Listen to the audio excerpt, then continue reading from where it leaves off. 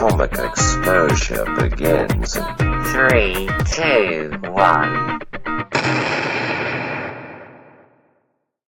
Welcome to the Comic Exposure Podcast. My name is Josh, and with me is my man trapped in a box, the little guy between the pages trying to figure it all out.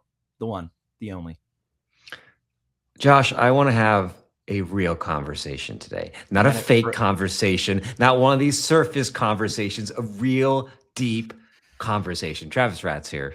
Oh, let's have one of those deep conversations today on the Comic Exposure Podcast where Travis Ratz and I dive deep into graphic novels and trades. And you folks, it is the summer event. Every summer we pick a thing to do. Well, almost every summer. For a long time, it feels like we've done this.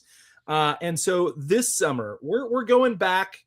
We're digging into some indie graphic novels. And we, if you listen to the last episode, did our draft of what books we're going to read for this summer series. We decided to go with something that feels pretty indie, pretty graphic novel-y. I think if you say the phrase or the words graphic novel, this is something that comes to mind for me. It's like a semi-autobiographical. It is contained and introspective. We read In by Will McPhail, who is a New Yorker cartoonist. Is there anything more like Will McPhail, famous New Yorker cartoonist, did a graphic novel that we're reading for the show? Like, we get a tote I feel like bag in some reading circles, I feel like, yeah, and that's like dinner party. That's like Manhattan dinner party conversation. I'm bringing my friend over. Oh, by the way, he's a cartoonist for the New Yorker. Yeah. Sometimes he does it for the Atlantic, but he's primarily New Yorker on there. Yeah. So we read a book called In by Will, and I don't know who published it. Normally I try to say who publishes these things. It came out This is Dark Horse imprint. Was it? Right? Wow. No, it says, that was Houghton Mifflin. Dude, Yeah, Houghton Mifflin Harcourt. This is like a serious publisher. Or a textbook. A textbook publisher. So this came out in 2021. And Travis, can you kind of tell us what was happening about? In 2021? Well, it was a dark time, Josh. It actually, the dark time we were having relates to some themes in this book. A little bit. Yeah. This In follows our protagonist, Nick. He's British, or he's somewhere in the United Kingdom. Is he? Of some sorts. Yeah. I don't think he's in the United Kingdom. I think he's British. just a dude. Where did you get United Kingdom? I feel like it's the most New York looking thing ever. Did you read the wrong book? No, it's In. He starts off in a water slide. Yeah, water slide. Is he really? Are there water slides in the UK? It's like the most US New York coded book ever. That's what I was thinking too. And then it was weird when it was like in England. He's in a bar ordering a milk stout. Where is he in England? I think you're making all of this up. Because he calls his mom. Is that what you think? Okay. In English, because he calls his mom. Well, that could be a sign. Well, I'm gonna hold off on that. I'm gonna give it to you. But if anywhere in this podcast I come across the fact that he's somewhere in the UK, then it's happening. All right, so I don't think he's in the UK at all. Okay, so Nick, our protagonist, in some unknown city somewhere in the world. But it could be anywhere in the world because Nick is dealing with the issue of being, he's a lonely guy, right? He likes his solitude. But there's very few characters in this book, really. It's Nick, it's his family, including his mother, his sister, his nephew, and this girl he starts to get interested in and starts seeing. And it's basically Nick navigating his life as an illustrator and trying to move away from his self-imposed solitude into more engaging and real conversations. He's a kind of guy, a kind of character who finds social interaction awkward at times. So probably is the type that would shy away from engaging in meaningful interactions. And so he pushes himself past that. And our story is him kind of exploring that kind of world where you're in trying to engage more on meaningful levels. Yeah, trying to have deep conversations. He sucks at small talk is really what it comes down to. He doesn't know how to do it. And then he realizes that, hey, if I just talk from my heart, man, if I just try to connect, it opens everything up. And so throughout the book, we get these kind of colorful vistas when he realizes that, oh, if I open up, this is what connection is, right? Mm-hmm. We're kind of going through, and that's a very, you said it at the top, a very 2021 kind of thing, right? We're coming out of COVID. This is an exploration of connection and understanding your fellow person, like the community around you. But it also deals with, and I guess this will be an interesting thing because I think the themes, and we talked about this as we're drafting books, or maybe we talked about it on the show, or we just talked about it, you and me. It is this idea of like indie comic books, graphic novels allow you to explore themes more specifically, right? Not that you don't see the themes of grief in a Spider-Man comic, but when we look at something like an indie comic, those things are right up front, right?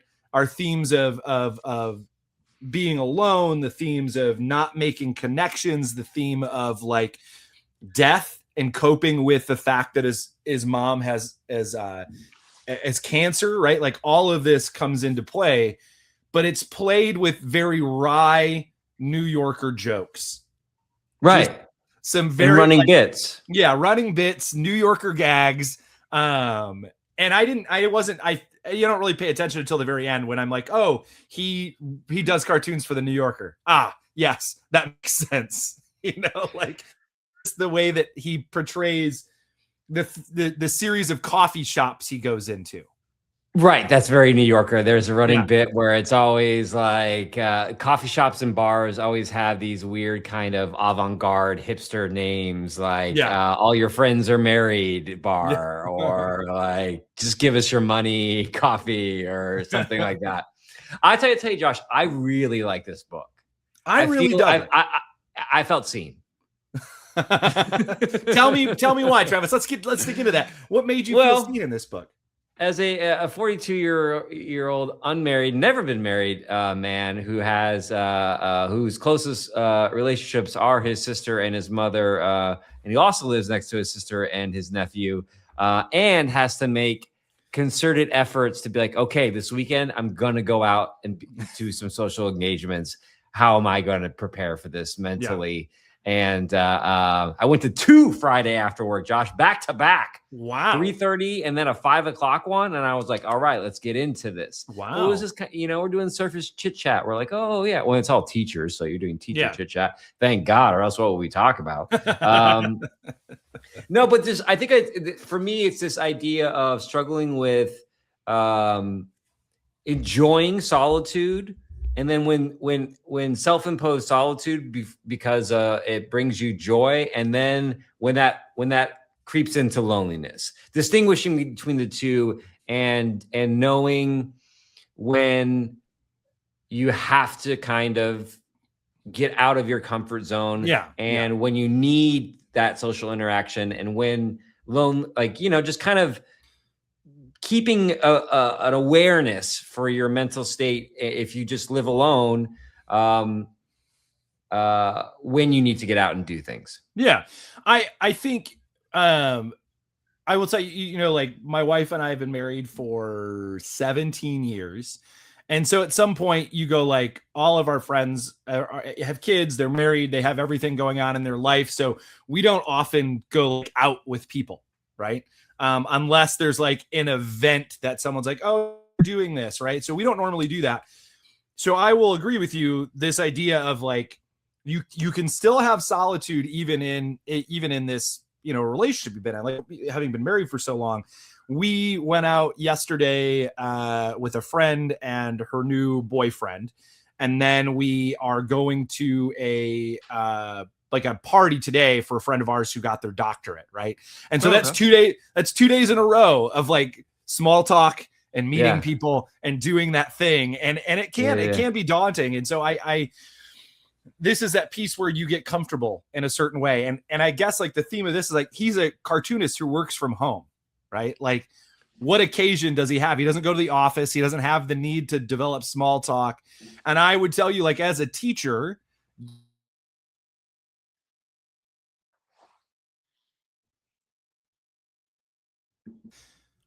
as a teacher, like, you don't have small talk with a lot of adults because you're in your own room all the time, right? You're in your room with kids. And so there's not a lot of small talk unless you're on your way to the copy machine. And then it's always like, oh, it's jammed again, huh? Right. So you like, it's not always easy to make those deeper connections. So I totally get, I don't have the full-fledged experience that Nick has in this, but the opening scene where he's trying to craft moments and he's in that opening scene, and he like wants to be sad. He wants to go to a bar and be a sad man. What did you what did you think of that opening to play the part? Actually, I will address what you're talking about here, but I was going to go back at the opening scene with the water slide is one of my favorite openings in all comics that I've read. But to your point on there, I loved it. And again, that's what struck with me is that is often something that, can get you out there is if you kind of play pretend, like I'm gonna be this person in this environment. In this case, he's the sad guy at the bar, and the joke is he's like, "What do sad guys drink?" And he gets a milk stout, and he's like, and they're like, "How about like an apple spritzer?" And he's like, "Yeah, like, let's do that one." But can you keep the bottle? It's like it doesn't come in a bottle. Yeah, can I get an Aperol spritz? Yeah, yeah.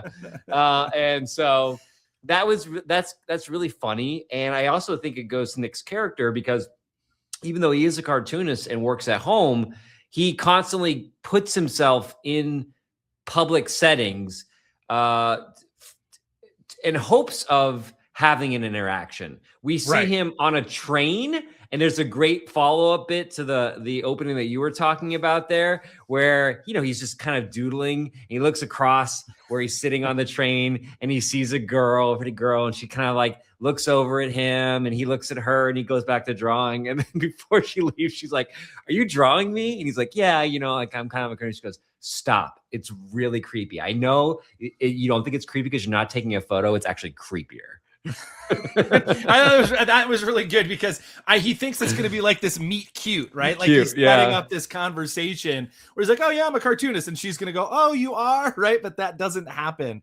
Talk to me a little bit about but that's also kind of like the thing that's so great about this is because I don't know about you, but those are the kind of social boundaries that I'm constantly aware of in my head. I'm like, wait, like I'm looking at this person is standing right next to the menu. I'm looking at the menu. Are they going to think I'm looking at them? Because so let me, those kind of weird things that you have to kind of navigate. And you always think you're overstepping something, or like, how is your interaction being perceived by other people on there? Yeah. But so talk to me. Why did you like the water slide bit so much? The opening of it starts with him going down a water slide, and he finds the part of the water slide where he gets to be alone for a second. Right. Where it's just him. Yeah. So tell me why did you like that bit? Well, one, the water slide itself is an interesting water slide. It's he said it's like the biggest like bowl water slide there is. So it's basically one of those toilet bowl water slides. And he makes this analogy. It works off the same way that those penny donation plastic tube things work at a mall, where once you drop in, you just kind of circle down and then you get dumped out on there. Yeah. And he describes it. He goes, "My favorite part is once you dump into that bowl and it's just you by yourself going around and around." And as someone who did water slides, we used to go to Gulfland Sunsplash every summer as a kid. One of my favorite sensations was just being in those tubes by yourself. Like you can make faces. You're not worried about what you look like. I was a chubby kid, so I'm like, I don't have to suck in anymore, And it was just this kind of peacefulness, but mixed with this adrenaline of like, I'm doing something. And so using that metaphor of the water slide as like this place of peace and harmony and very being comfortable being alone. And even if it's only temporary before you're literally dumped back out into a pool of other people, right?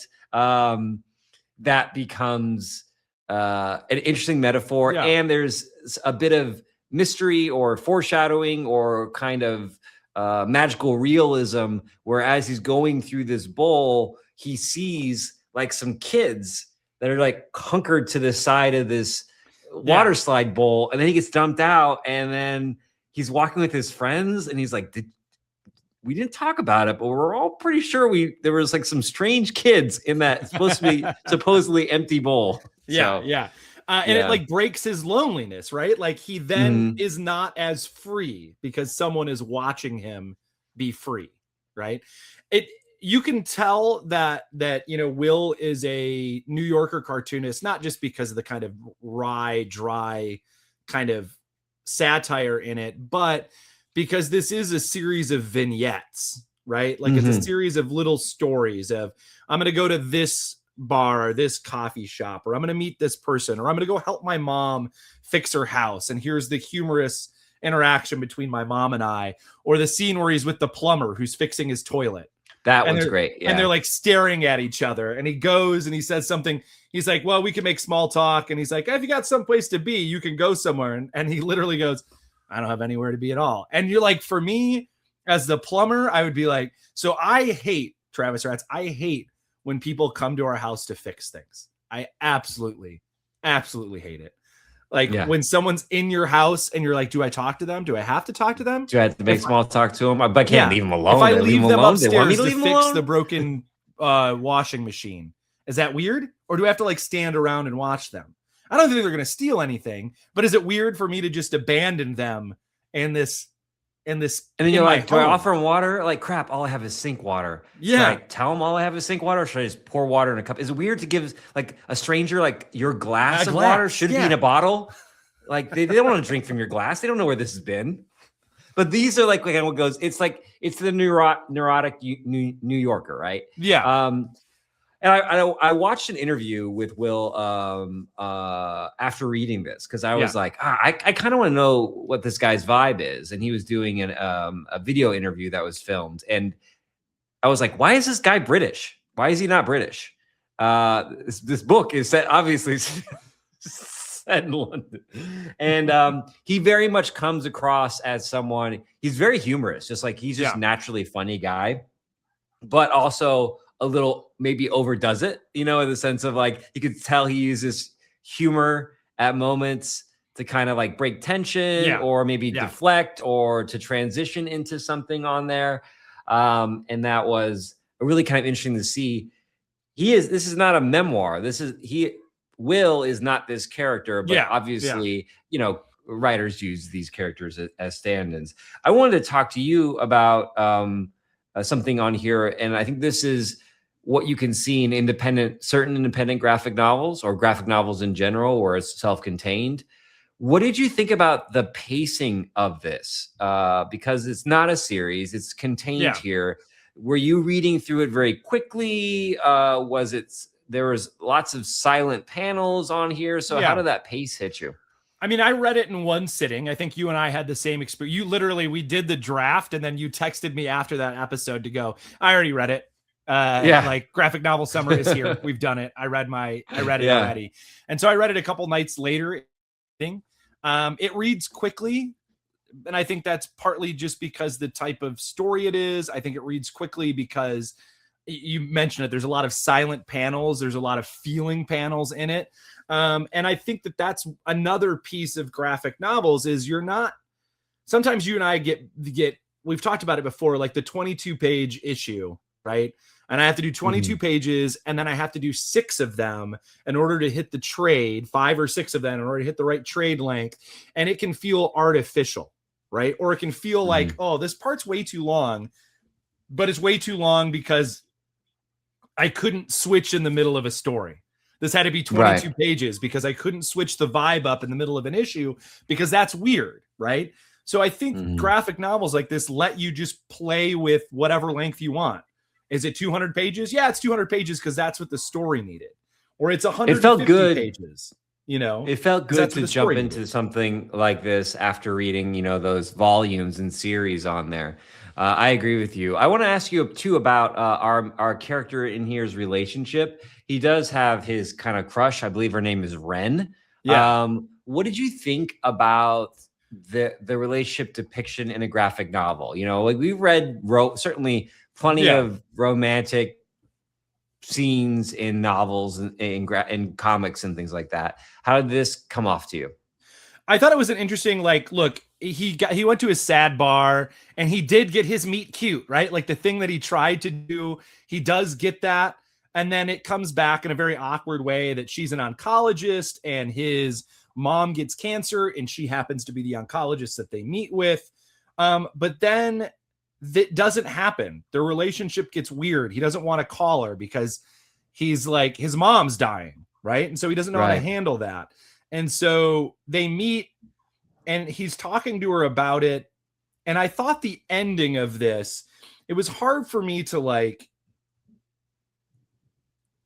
it's like normally he understands the conversation and you see him realize the real world in this moment. But the story ends with him having a real conversation with her, right?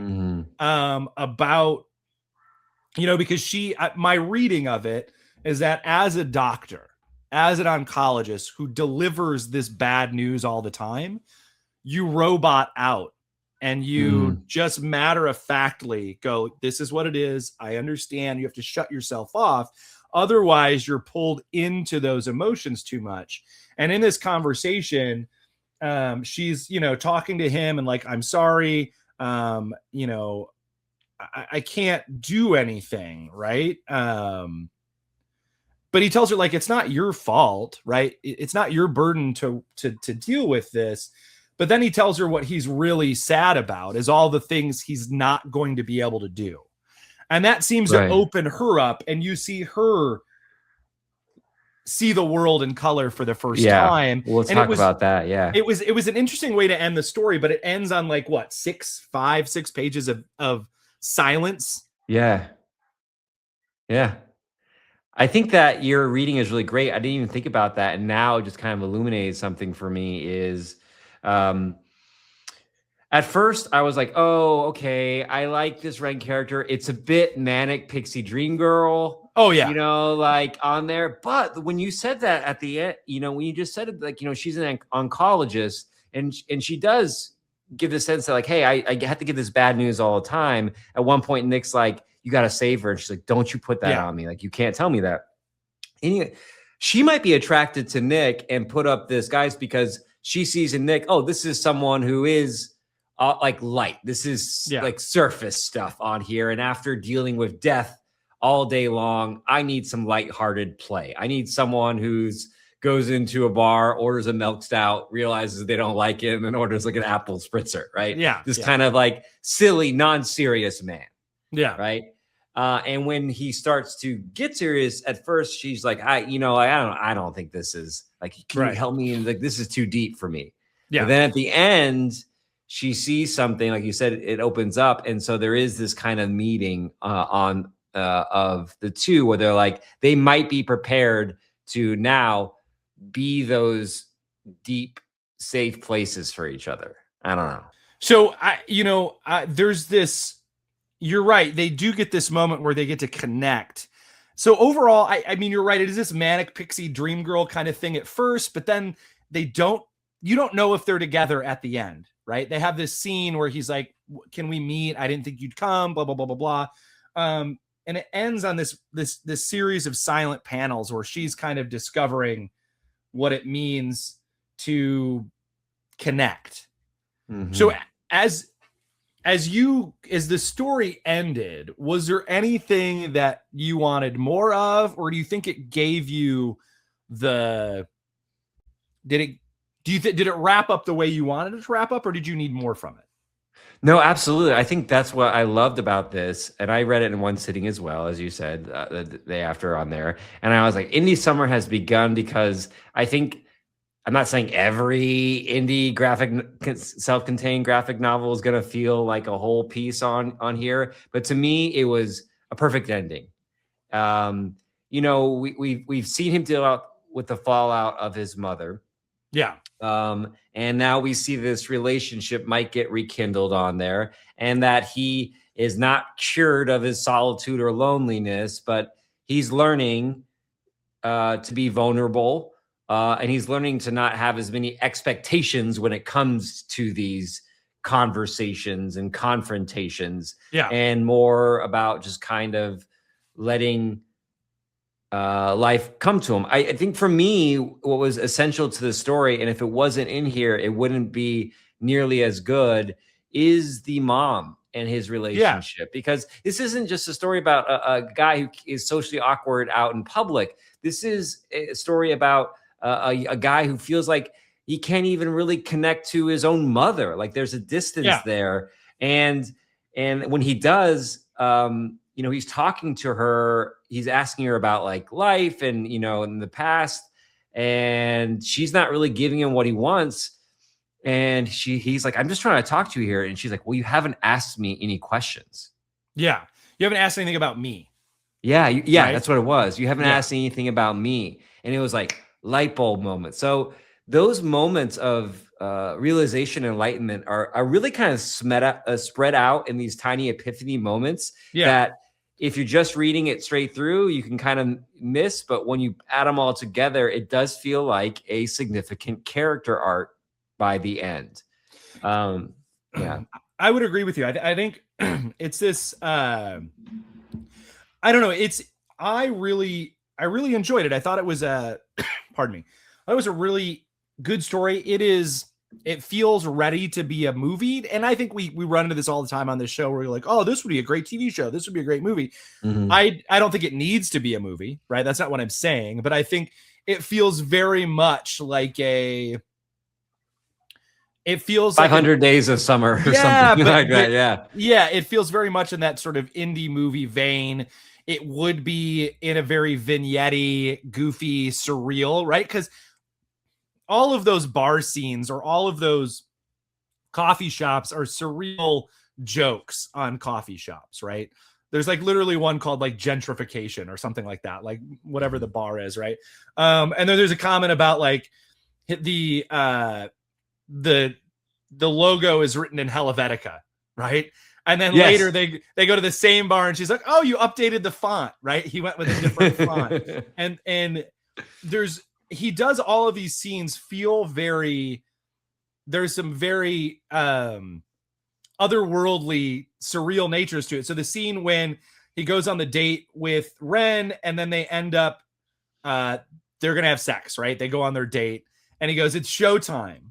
And then the next panels are like a stage play of them like going to dinner, talking, getting drunk, leaving, getting in the Uber, watching TV, him struggling. You can a giant condom as he's trying to like navigate that, then them having sex and then them bowing and then it's done, right? It was a very interesting way to kind of show that piece. And there's a ton of sparse space in the art in this book. And I think this is a good transition to art as we talk about the book. There's a giant amount of open space on pages where there'll be a page and then it's just a drawing of, their socks or her socks on his floor. And then, or like it is a series of like, oh, there's their pants and then a watch on the floor, and it's not going to show very well. And then socks for a page. And then it's just a lot of sparse whiteness. And there's part of me that goes, is he using that to talk about, there's all these pages where it's very wide open and it's just him really small. And is that him talking about, the loneliness in all of this, the starkness of his relationship? It feels very diary, right? Because of how sparse it is, because of how solo are. He does a really good job of doing facial expressions, a really good job of showing sort of like him being shocked or surprised, or just, you can see the loneliness in those drawings of the main character, Nick. And he does a really good job of it, but he's balancing that sort of cartoon. He's a cartoonist, right? Mm-hmm. And you really do get those cartoons, and you can tell he does strips. He does New Yorker single panels, or he does strips of like blah, blah, blah punchline. You get that in his art. I read afterwards, Travis, because as you're flipping through this on Kindle, when you finish the book, it's like, oh, hey, do you want to read his series of things from the New Yorker? So I did. I read his series of like New Yorker comics because it was free on Kindle. And, you know, it's very New Yorker, right? Yeah. Like it's bits and pieces. It's goofy little stories. It's very sort of like New York jokes, right? Or jokes. Yeah. It feels very hipster, right? Some of the stuff and some of the art in there. But it was, I could go, okay, I can see how he took that style and then how you grow that into a full story, right? Right. In his interview, go ahead. In his interview, he talked about that. He says he had a hard time. He had to slow the story down because he says there's just not a lot of dialogue in it. And it was like, I wanted people to get their money's worth. And, you know, if it's just like lonely guy, dialogue. So I think his attempt, you know, to do the watches and the pants and let those things breathe is also just to kind of slow down that pace of that story a little bit and not feel like, I'm sure a New Yorker strip, when you have like 3 panels to tell a joke, you got to be tight and you got to be quick, right? And I'm sure it's hard to loosen that up to tell a longer narrative. I want to ask you about the main kind of oddity of art in this book is when we break from the pencils and the black and white to these large colored backgrounds and panels on there. When this happens, when Nick, our protagonist, finds himself getting into a deeper conversation in his mind, it takes him to this kind of phantasmic world with like waterfalls and weird creatures and mountains, and it just kind of, his world opens up for him. What are your thoughts on this when you first saw it? Because I wasn't expecting it.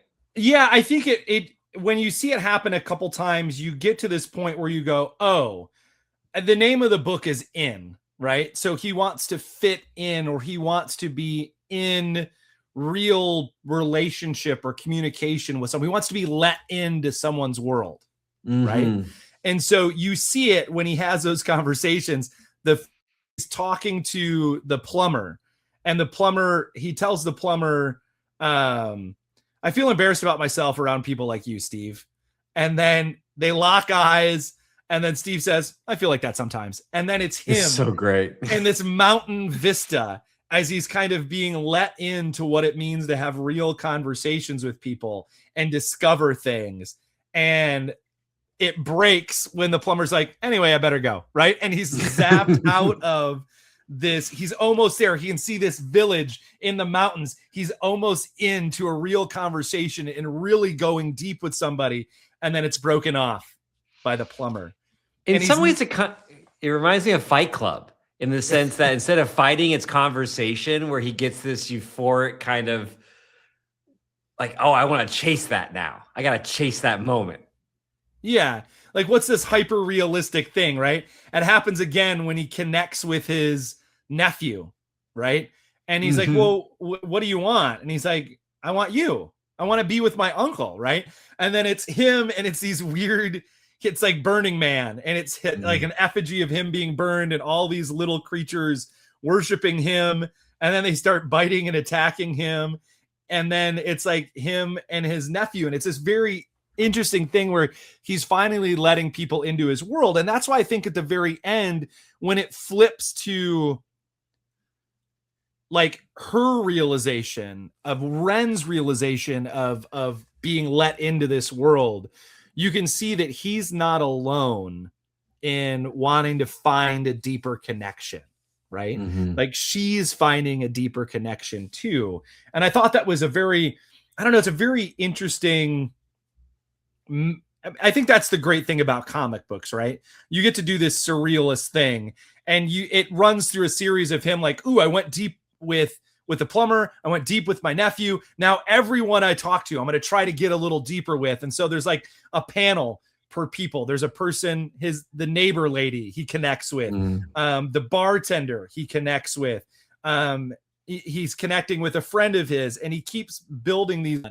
But I think that that's what comics lets you do. And I think that's what like indie comics like this, graphic novels let you do, is explore something at a different pace with a different art style. We just read The Nobody not too long ago, and that felt like the same sort of thing. How do we explore something in a different way through graphic novels and in independent, art that's not tied to the IP of superheroes or weekly comic books? And I really dug it. I thought it was a great story, with a lot to say about human connection, right? Yeah, I think loneliness is easy to portray in art. I think connection's harder. And I think those breakout panels are an interesting way of showing those moments that pay off on there. You could show a guy alone in a sparse room environment. Oh, it's a lonely guy, but like, how do we show connection? You can't just put a character in a crowd and that means connection. So I really think that this was this is a great book to start off indie summer. I thought it was fantastic. I think so. I think I'm looking forward to more of this. And I think the interesting thing about this is, last year we did Star Wars summer and we just read a ton of Star Wars. So it's the same thing, but through different lenses. And then we did a Superman summer, and it was Superman, but different varieties of that. So I'm really looking forward to falling into this idea of different stories, different takes, different ways to explore things, to kind of go through that. So this is our first book. So to wrap our conversation, Travis, I want to talk about this, and then maybe we can revisit this at the end of our last book. Sure. What are you, now having read this, what are you hoping to get from these books as we make it through graphic novel summer? Well, I think this might grow, but I really liked it. It really did feel, especially this one, since it was written by and illustrated by one person, it felt like really discovering one person's perspective and art and vision. I know it's not going to be the same with all of them, because some of them have writers and illustrators and different colorists on there. So I guess I just want to see things that I haven't seen in comics before. Like we just talked about, the idea that we're going to show connection by taking these comic panels every once in a while and making them full color in these large landscapes. And like, oh, that's how he's attempting to show this emotion, this feeling. I wonder what other cool techniques that I've never seen in these more mainstream books that I will uncover this summer. Like, show me something specifically, even with art, that I haven't seen before in a way to tell a story. I would agree with you. I think that's something that I'm looking for. And I think also I'm looking for the idea of, show me something that you wouldn't do in a weekly comic book. Show me something that you explore it in a way. And I think you mentioned it earlier. We talked about the pacing of this book. I'm looking forward to stories being told in a different way, and stories being explored, or ideas being explored through comic books, but those ideas feeling different. We went through reading all of those absolute books, and we talked about how they're all exploring something, right? They're exploring the heart of the character. They all have something to say. That Superman book, the Batman book feeling very anti-corporation a little bit. And, just the trippy exploration of self in that Martian Manhunter book. Wonder Woman being kind of an exploration of love and that. I'm interested to see how that's done, how we explore those things with a free reign of pacing and not being tied to the weekly grind of comic books. So our next book, we started Indie Summer within our next book, and I always forget the name of this book. Cosmic Space Odyssey? Is that it? Nope, that's not it. Nope. Cosmic something or other of the world man, now I see I should have had this pulled up already, Travis Rats, but I don't. It is organisms that's not the organisms from an ancient cosmos. Right down the road. Organisms from an ancient cosmos. Ancient cosmos. There we go. Organisms from an ancient cosmos, written and illustrated by S. Craig Zoller. That'll be the next book we do. I believe, Travis, that will feel very different. Having started to read it, I think it's going to be a very different conversation. And I think that might be what I'm looking forward to the most is each of these books being so vastly different and having very different conversations, but then having the through line of indie comics, right? This is what we get to do with indie comics. So I think that's it. Travis, anything else you want to say about In? Nope. All right. Folks, thanks for tuning in. You can find us on the internet at comicexposure.com or on Instagram at Comic Exposure. We're also on the YouTube, so you can check us out on YouTube.